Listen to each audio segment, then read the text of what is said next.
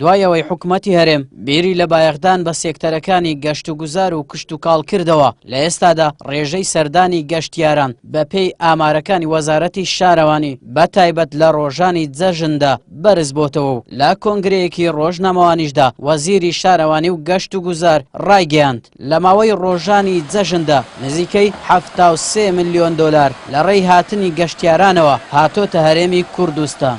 لە دە ڕۆژی ڕۆژانی جەژن و لەگەر پشوەکانی پێش جەژن و دوای جەژن کەوا دەکردی دە ڕۆژ لە 22/6 تاکو یەکی هەفت هاتنی گەشتیاران ژمارەی هاتنی گەشتیاران بۆ هەرێمی کوردستان 233,000 گەشتیار بوو بۆ سەرتاسەری هەرێمی کوردستان.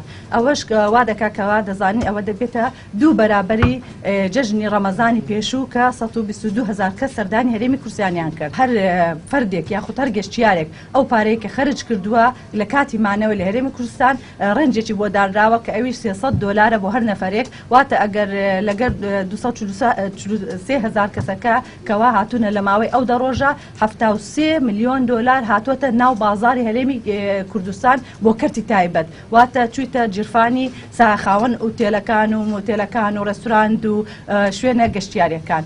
بەڕێوەبەرایەتی ڕاگەیاندنی گەشت و گوزاری هەولێریش دەڵێت لەو ڕێژەیەی سەردانی کوردستانیان کردووە 104,000یان بۆ شاری هەولێر هاتوون و زۆر بەشیان بۆ بەسەربردنی کاتەکانیان ڕوویان لە دەرەوەی شار و قەزای سۆران کردووە. کۆی گشتی ئەو گەشتیارانەی کە لە پشوەکانی جەژنی ڕەمەزان سەردانی شاری هەولێر و ناوچە گەشتیارەکانیان کردووە 104,165 گەشتیار بوونە بۆیە ئەو ڕێژەیە بە بەراورد بە ساڵی پار بەرزتر بۆتەوە. ئامانجی ئێمەش ئەوەیە کە بە تایبەت ئێستا لە وەرزی گەشتیاری هەروەها بۆ جەژنی قوربان ئامادەکاری زیاتر دەکەین بۆ ئەوەی بتوانین ڕێژەیە و گەشتیارانە زیاتر بەرز بکەینەوە. بەشی زۆری گەشتیاران کە سەردانی شاری هەولێریان کردووە گەشتیارانی خوار و ناوەڕاستی عێراق بوون و بەشێک لە گەشتیارانیش لە ڕۆژهەڵاتی کوردستان و بەشێکی لە ڕێگەی فڕۆکەخانی نێودەوڵەتی هەولێرەوە هاتوون. بەشی زۆری گەشتیاران بەهۆی ئەوەی کە کەش و هەوای ناو شارگەرم بوو سەردانی ناوچە فێنکەکانی سنووری پارێزگای هەولێریان کرد بە تایبەت دەڤەری سۆران و مێرگەسۆر و ڕواندز. بەپێی ئامارەکانی وەزارەتی شارەوانی لە ماوەی چەند ڕۆژی جەژندا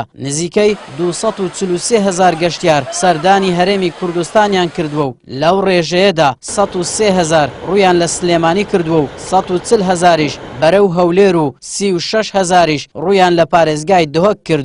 هاوکات زۆربەی ئەو گەشتیارانش لە خواروی عێراق و ڕۆژهەڵاتی کوردستان و بەشێکیشیان لە وڵاتانی دەرەوە هاتوون.